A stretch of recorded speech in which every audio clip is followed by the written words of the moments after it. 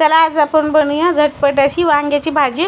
तर कुठला स्पेशल मसाला न बनवता 5 मिनिटाच्या आत तुम्ही ही भाजी तयार करू शकता. त्यासाठी आपण बघा पाव किलो वांगे मस्त असे बारीक कट करून घेतले. त्यानंतर कढईत 2 चमच तेल टाकायचे आणि वांगे आपल्याला पहिले 3-4 मिनिटासाठी बघा छान असे परतून घ्यायचे. तर आपण झाकण ठेवून 3-4 मिनिटे वांगे परतून घेतलेत बघा आणि मस्त आपले असे वांगे परतले. तर आता आपण वांगे काढून घेऊया.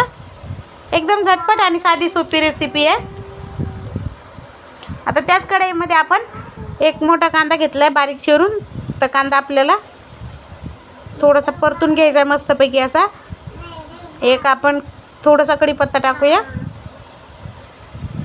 आणि कांदा मस्त गुलाबी रंगावर भाजून घेऊया. 3-4 मिनिटं झालेत. कांदा छान परतला आपला. तर आपण इकडे एक टोमॅटो घेतले ते पण बारीक चॉप करून घेतले ते टाकायचे. टोमॅटो एक बघा 2-3 मिनिटं छान परतून घेतले. शेंगदाणे आणि लसणाचा कूट बनवून घेतला आहे. भरपूर असं लसूण टाकलं आहे मी याच्यामध्ये आणि बारीक करून घेतलं. शेंगदाणे छान व्यवस्थित भाजून घेतलेले. ते 1 मिनिट आपण परतून घेऊया. शेंगदाण्याचं कूट आपल्याला 1-2 मिनिटं छान परतायचं. त्यानंतर आपण वांगे परतून घेतलेले याच्यामध्ये टाकूया आणि व्यवस्थित मिक्स करून घ्यायचे. इथे बघा मी मसाले घेतलेत. लाल मिरची पावडर घेतले, लाल मिरची पावडर, चवीप्रमाणे मीठ, गरम मसाला, हिंग, हळद आणि आपला घरगुती मसाला. ते सगळे मसाले टाकून व्यवस्थित मिक्स करून घ्यायचे.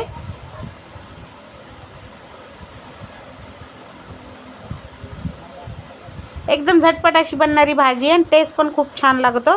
तर याच्यात आपण गरम पाणी टाकूया. तुम्हाला किती घट्ट पातळ हवी त्या हिशोबाने पाणी टाका. ते वांगं थोडंसं शिजायसाठी जास्त पाणी टाकायचं थोडंसं आपल्याला. थोडी कोथिंबीर टाकली आणि झाकण ठेवून 5 मिनिटासाठी शिजून देऊया. आपण बघा 5 मिनिटं झाले तर आणि आपली वांग्याची भाजी तयार झाली. थिकनेस पण बघा खूप छान आला आहे आणि वांगं पण व्यवस्थित शिजलं आहे.